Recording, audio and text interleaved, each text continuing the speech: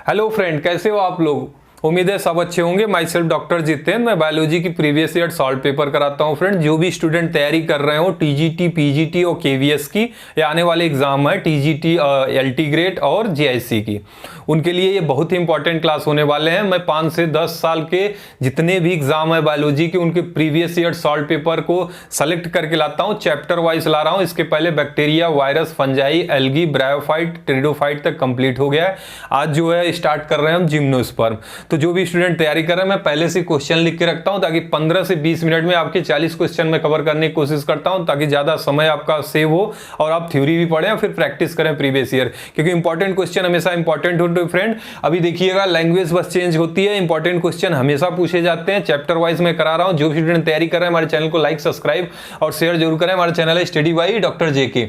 आइए टाइम न गवाते हुए स्टार्ट करते हैं। Friend, question number 1, PCR cycle is also known as. तो पीसीआर ये पॉलीमरेज चेन रिएक्शन वाला पीसीआर नहीं है फ्रेंड, ये है फोटोसिंथेटिक कार्बन रिडक्शन साइकिल।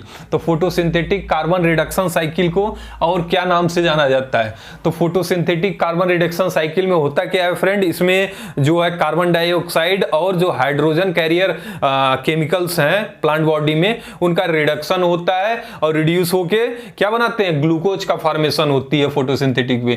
तो उसको पीसीआर साइकिल को और क्या नाम से जाना जाता है? C3 साइकिल से। जो सही ऑप्शन है, इसमें ऑप्शन दिया था C2 cycle, C3 cycle, C4 cycle, ये जो है C3 साइकिल सही आंसर है। C3 cycle is also known as PCR cycle. C3 cycle क्यों बोलते हैं इसको फ्रेंड? जो पहला प्रोडक्ट बनता है इसमें, उसको बनता है फास्फोग्लिसरिक एसिड, जो 3 कार्बन होता है, 3 कार्बन कंपाउंड, इसलिए इसको C3 साइकिल बोलते हैं। अब आ जाइए question number 2, which genus has been divided into 2 sub genre, हैप्लोजाइलॉन और डिप्लोजाइलॉन। तो हैप्लोजाइलॉन और डिप्लोजाइलॉन 2 जेनरा में कौन सी स्पीसीज को बांटी गई है, कौन सी जीनस को बांटी गई है फ्रेंड? 2 सब जीनस में पाइनस पाइनस एक जिम्नोस्पर्म है फ्रेंड, पाइनस को बांटा गया है 2 सब जेनरा में, हैप्लोजाइलॉन और डिप्लोजाइलॉन। हैप्लोजाइलॉन में वो पाइनस रखे गए हैं जो सॉफ्ट होते हैं, ठीक है, जिनके वुड सॉफ्ट होते हैं उनको हैप्लोजाइलॉन में रखे गए हैं, जो हार्ड और कॉम्पैक्ट होते हैं उनको डिप्लोजाइलॉन में रखे गए हैं। तो पाइनस को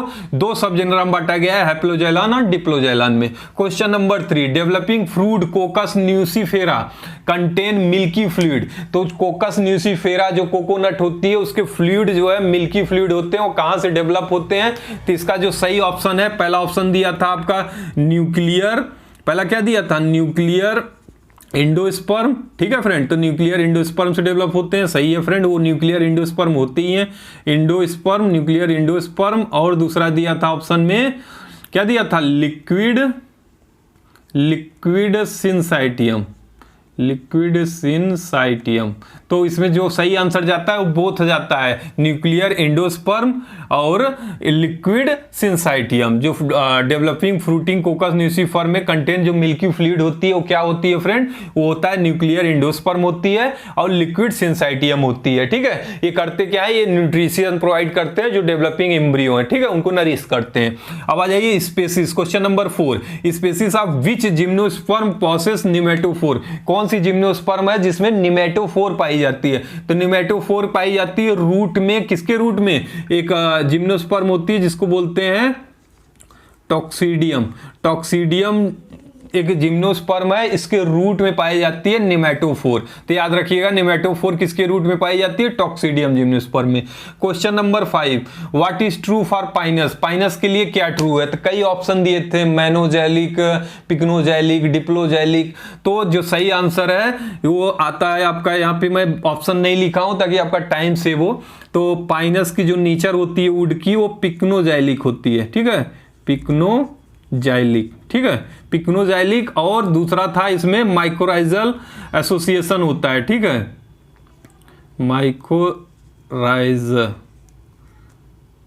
माइकोराइजल एसोसिएशन होती है पाइनस के केस में। पाइनस के रूट में फ्रेंड, जो पाइनस जिम्नोस्पर्म है, इसके रूट में सिम्बियोटिक एसोसिएशन के साथ फंगस रहता है और दोनों सिम्बियोटिक रहते हैं। इस एसोसिएशन को, फंगस और पाइनस के रूट को माइकोराइजल या एक्टोमाइकोराइजल एसोसिएशन बोला जाता है।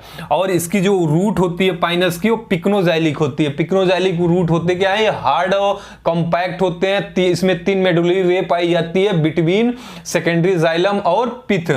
ठीक है, पिथ और सेकेंडरी जाइलम के बीच में जो है मेडुलरी रे पाई जाती है। इसमें सेकेंडरी जाइलम बहुत ज्यादा होता है, तो इसकी वुड जो है, लकड़ी जो है वो हार्ड होती है, कॉम्पैक्ट होती है। तो ये इसलिए पाइनस का नेचर कैसा होता है, पिक्नोजाइलिक होती है, ऐसे साइकस का मेनोजाइलिक होती है। ठीक है, माइकोराइजल एसोसिएशन पाई जाती है आपकी पाइनस केस में। साइकस के केस में भी बताएंगे कोरोइड रूट पाई जाती है। ठीक है, कोरोइड रूट मतलब साइनोबैक्टीरिया उसके रूट में रहते हैं और नाइट्रोजन फिक्सेशन करते हैं। इसके रूट में, पाइनस के रूट में फंगस रहती है। ठीक है, फंजाई रहती है, इसलिए इसको माइकोराइजल एसोसिएशन कहते हैं। अब आ जाइए स्मॉलेस्ट जिम्नोस्पर्म। तो स्मॉलेस्ट मैंने जब ब्रायोफाइट पढ़ाया था तो भी पढ़ाया था, एक जिप्सोसिस होती है वो स्मॉलेस्ट ब्रायोफाइट होती है। टेरिडोफाइट के केस में मैं बताया था एजोला होती है, वो स्मॉलेस्ट आपका टेरिडोफाइट होती है। तो ऐसे जो है जिम्नोस्पर्म, जो स्मॉलेस्ट जिम्नोस्पर्म है वो जैमिया होती है।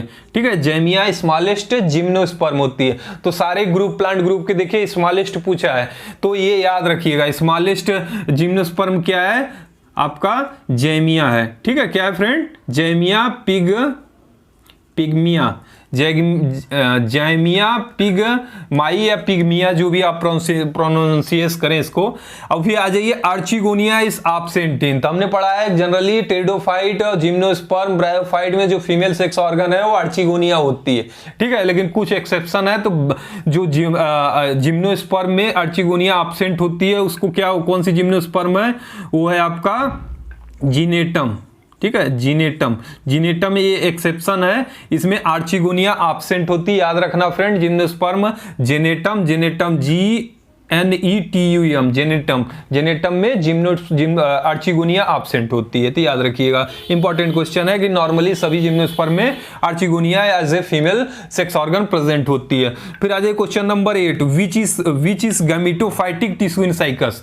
तो मैंने बताया फ्रेंड, गैमेटोफाइटिक टिश्यू जब थ्योरी क्लास बताई थी तो एंडोस्पर्म जो जिम्नोस्पर्म होती है वो ट्रिप्लॉइड होती है, लेकिन इन केस ऑफ आपका इन केस ऑफ एंजियोस्पर्म में जो एंडोस्पर्म होती है वो ट्रिप्लॉइड होती है, लेकिन जिम्नोस्पर्म में जो एंडोस्पर्म होती है वो हैप्लॉइड होती है। हैप्लॉइड क्यों होती है, क्योंकि फर्टिलाइजेशन के पहले ही यहाँ पे एंडोस्पर्म बनता है इन केस ऑफ जिम्नोस्पर्म। ठीक है, और कैसे बनता है, ये मेगा स्पोर्स बनती है। तो मेगा स्पोर क्या है, गैमेटोफाइटिक सेल है। तो गैमेटोफाइटिक टिश्यू क्या साइकस में क्या बनाता है, एक एंडोस्पर्म बनाता है, एंडोस्पर्म। ठीक है फ्रेंड, एंडोस्पर्म बनाता है गैमेटोफाइटिक टिश्यू साइकस में। ये याद रखिएगा, काफी जो ऑप्शन दिया था ये गैमेटोफाइटिक टिश्यू इन साइकस जो है कौन सी है, तो उसमें कई ऑप्शन दिए थे, तो एंडोस्पर्म सही आंसर जाएगा। फिर है largest male gamete are found in. तो लार्जेस्ट मेल गैमीट जिम्नोस्पर्म के केस में देखा गया है फ्रेंड साइकस में। ठीक है, साइकस में लार्जेस्ट मेल गैमीट होती हैं। ये नेकेड आई हमारे आंख से दिखते हैं, इतने बड़े होते हैं। ठीक है, तो नेकेड आई से सी होते हैं, विजुअल होते हैं, तो उसको लार्जेस्ट मेल गैमीट किसके केस में, साइकस के केस में। फिर आ जाइए diploxylic vascular bundle are found in. तो मैंने बताया डिप्लोजैलिक वेस्कुलर बंडल पाई जाती है साइकस के केस में। किसके केस में, साइकस केस में। इसका नेचर पूछ लेगा तो कैसा होता है, ये कॉन्जॉइंट कोलैटरल और ओपन टाइप वेस्कुलर बंडल होती है। कैसी होती है, conjoint collateral and open type of vascular bundle, जिसको डिप्लोजैलिक वेस्कुलर बंडल कहते हैं साइकस के केस में। ठीक है, तो साइकस के 2-3 क्वेश्चन देखिए लगातार आ गए। साइकस में जो गैमेटोफाइटिक टिश्यू होती है उसे एंडोस्पर्म बनता है। ठीक है, उसके बाद है लार्जेस्ट मेल गैमीट जो है किसमें, कौन सी जिम्नोस्पर्म पाई जाती है, साइकस के केस में। डिप्लोजैलिक वेस्कुलर बंडल जो है साइकस में पाई जाती है, conjoint collateral open type vascular bundle, जिसको डिप्लोजैलिक कहते हैं। अब ये question number 11, to study the medullary ray in their height and width which plant will suggest for section of pinus stem. तो पाइनस के स्टेम को अगर स्टडी करने के लिए कौन सी सेक्शन करेंगे, मतलब किस एंगल से काटेंगे, तो सही ऑप्शन में जाएगा आपका रेडियल लॉन्गिट्यूडनल सेक्शन करेंगे। ठीक है फ्रेंड, रेडियल लॉन्गिट्यूडनल सेक्शन करेंगे पाइनस स्टेम को for the study of medullary रे। मेडुलरी रे जो पाई जाती है स्टेम के अंदर वो मैंने बताया अभी पिक्नोजेनिक के केस में मेडुलरी रे कहाँ पाई जाती है, सेकेंडरी जाइलम और पिट के बीच में पाई जाती है इन केस ऑफ पाइनस, इसीलिए इनका वुड जो है थिन कॉम्पैक्ट हार्ड होती है और इसको पिक्नोजाइलिक वुड बोल लेते हैं। ठीक है, तो इसका जो सेक्शन करेंगे मेडुलरी रे की स्टडी करने के लिए तो सेक्शन करेंगे रेडियल लॉन्गिट्यूडनल। ठीक है, विच स्टेटमेंट इज इनकरेक्ट, अब पूछा है कौन सी स्टेटमेंट इनकरेक्ट है, क्वेश्चन नंबर 12 क्या पूछा है फ्रेंड, कौन सा स्टेटमेंट गलत है।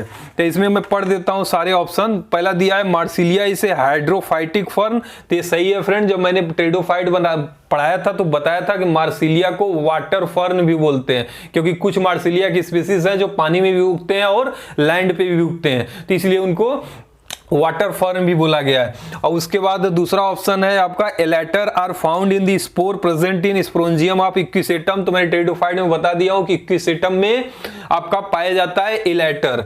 ठीक है, उसके बाद ये तीसरा है साइकस इस डायोसियस, तो मैंने थ्योरी क्लास में बताया हूं कि पाइनस मोनोसियस होते हैं और मोनोसियस मतलब मेल और फीमेल सेक्स ऑर्गन एक ही प्लांट पे हैं, और डायोसियस साइकस के इसमें डायोसियस है, मेल और फीमेल प्लांट अलग अलग होते हैं। ठीक है, तो ये डायोसियस होते हैं, तो ये भी साइकस का सही है। जो थर्ड ऑप्शन है इसमें दिया है Cycas is naturally growing in hill region, तो साइकस हिल रीजन नहीं, Cycas plain region normal garden में भी उगाए जाते हैं और उगते भी हैं नेचुरली। तो जो इनकरेक्ट है वो हिल रीजन में साइकस ग्रो, ये गलत ऑप्शन है, बाकी चीजें सही है। साइकस इज डायोसियस, साइकस एक डायोसियस है। इनकरेक्ट पूछा है तो इनकरेक्ट में क्या आएगा, साइकस जो हिल रीजन में ग्रो दिया है वो गलत ऑप्शन है। ठीक है, अब आ जाइए question number 13, if leaf of the Pinus has 16 chromosome, मतलब 2n16 है, what will be the number of chromosome into endosperm. तो मैंने पहले बताया आपको अभी कि एंजियोस्पर्म केस में जो एंडोस्पर्म होती है वो हैप्लॉइड होती है सॉरी, जो जिम्नोस्पर्म के केस में एंडोस्पर्म होती है वो हैप्लॉइड होती है, क्योंकि फर्टिलाइजेशन के पहले इसका फॉर्मेशन हो जाता है।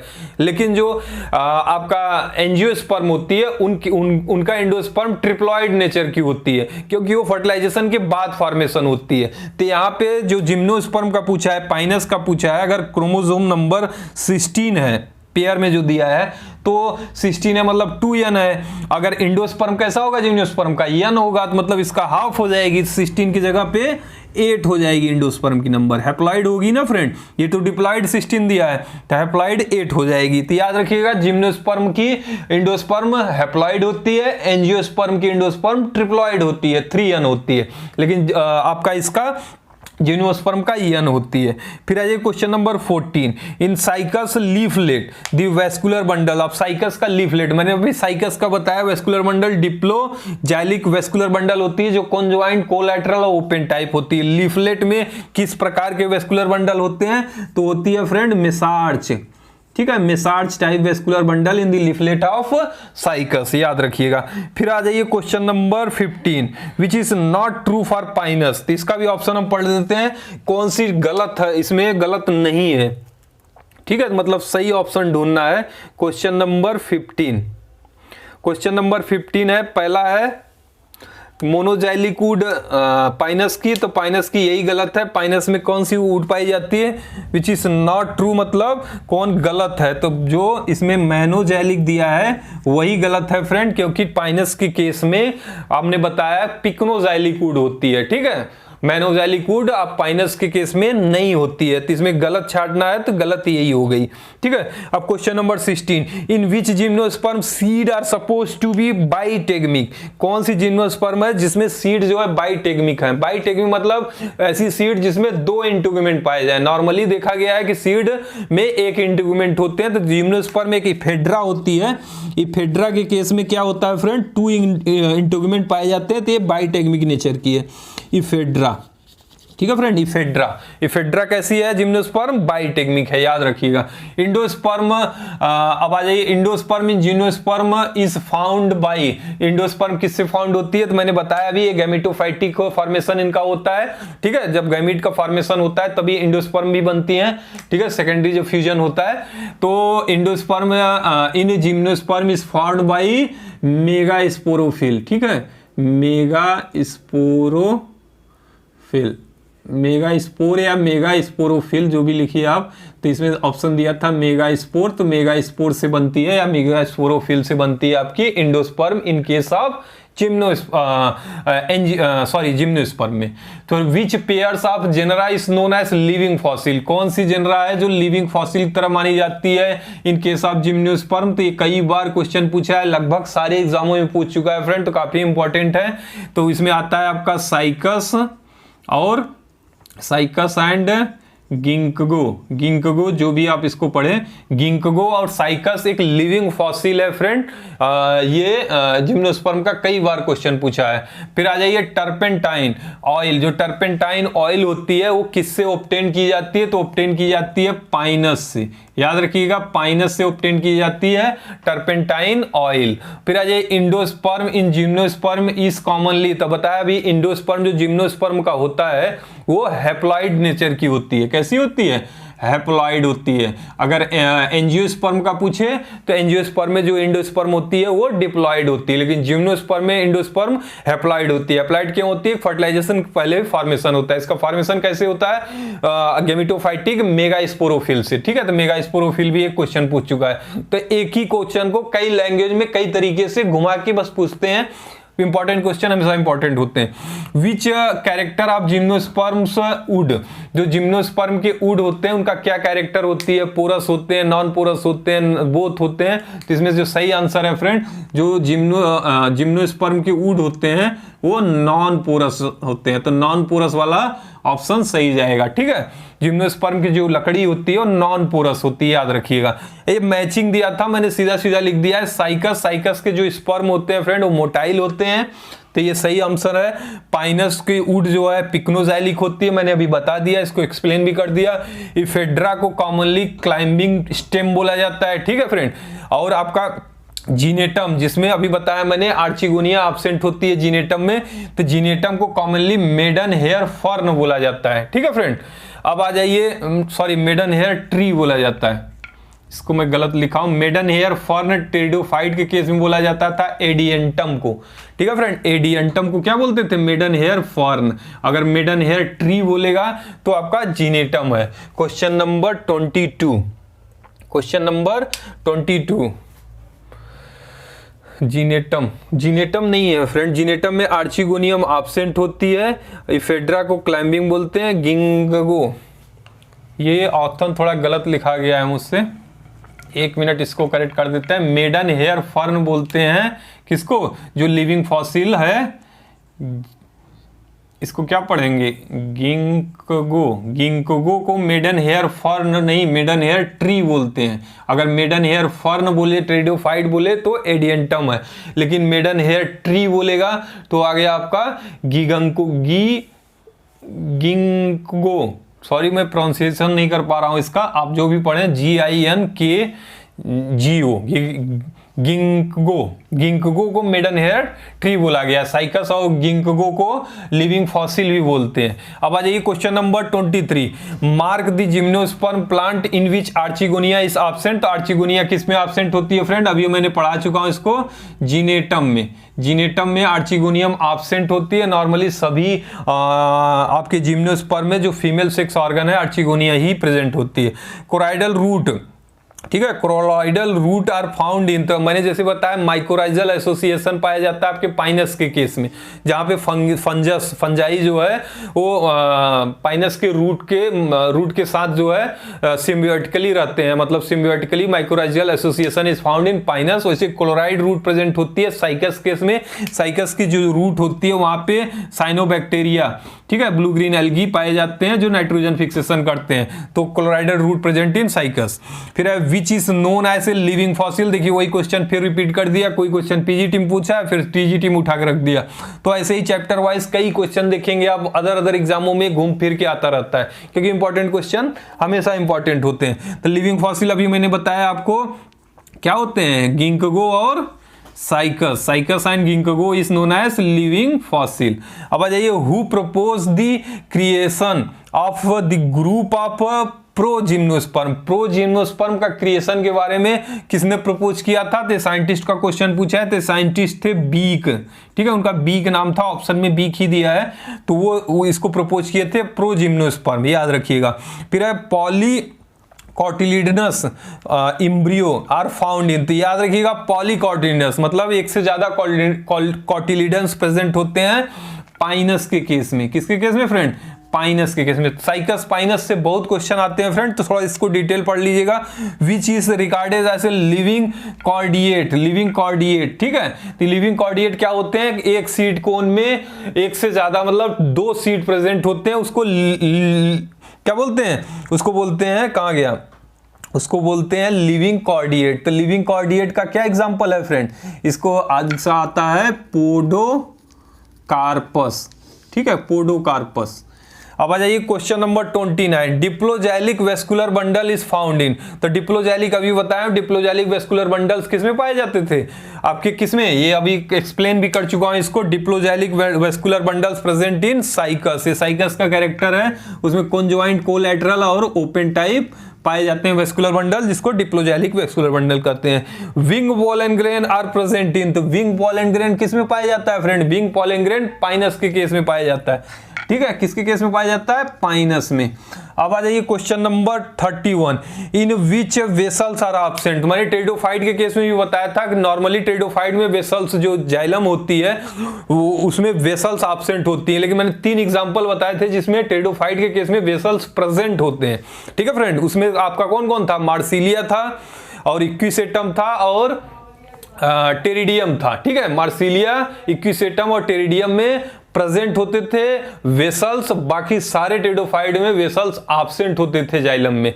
लेकिन जिम्नोस्पर्म में सारे जिम्नोस्पर्म में वेसल्स प्रेजेंट होते हैं, ठीक है, सॉरी वेसल्स एब्सेंट होते हैं। और मैंने फ्लोएम के केस में कंपेनियन सेल एब्सेंट बताया था। तो जिम्नोस्पर्म का एग्जांपल दिया था किसमें वेसल सेल प्रेजेंट होते हैं, तो जिम्नोस्पर्म में जिसमें वेसल प्रेजेंट होते हैं उसका सही आंसर क्या जाएगा फ्रेंड? क्वेश्चन नंबर 31 बताइए आप लोग। क्वेश्चन नंबर 31 जो सही आंसर जाएगा इसमें इफेड्रा के केस में आपका वेसल्स प्रेजेंट होती है जिम्नोस्पर्म में, और टेरिडो के केस में, टेरिडोफाइट के केस में आपका मार्सिलिया, इक्विसेटम और टेरिडियम में वेसल्स प्रेजेंट होते हैं, जाइलम वेसल। तो इफेड्रा का 2 क्वेश्चन देखिए पूछ लिया, vessels are found in Ephedra, और उसके बाद जिम्नोस्पर्म्स जो सीड है वो बाइटेक्निक नेचर होती है इफेड्रा में। अब क्वेश्चन नंबर 32 आज का लास्ट क्वेश्चन है फ्रेंड, कि किसमें जो है किसमें इसमें इंडोस्पर्म से काफी क्वेश्चन पूछता है। तो पूछा है in the somatic chromosome number in the cycas के केस में 2n है, तो what will be the number of chromosome in the endosperm. अगर सोमैटिक सेल में क्रोमोसोम नंबर 2n है मतलब डिप्लॉयड है, तो मैंने बताया जिम्नोस्पर्म के केस में जो इंडोस्पर्म होती है वो हैप्लॉयड होती है, तो कैसा हो जाएगा? n हो जाएगी। अगर क्रोमोसोम नंबर इंडोस्पर्म का पूछा है तो n हो जाएगी, n मतलब हैप्लॉयड हो जाएगी। तो जो भी सोमैटिक सेल में अगर 16 पेयर है तो 8 हो जाएगी। तो ऐसे ही जिम्नोस्पर्म में भी काफी क्वेश्चन पूछा है, तो कोशिश करता हूं मैं कम टाइम में ज्यादा क्वेश्चन डिस्कस करने की। अगर कोई चीज ना समझ में आए तो हमें कमेंट जरूर करिएगा फ्रेंड। हमारा चैनल है स्टडी बाय डॉक्टर जेके, हमारे चैनल को लाइक, सब्सक्राइब और शेयर करें। मिलते हैं इसके सेकंड क्लास में, तब तक के लिए थैंक यू फ्रेंड।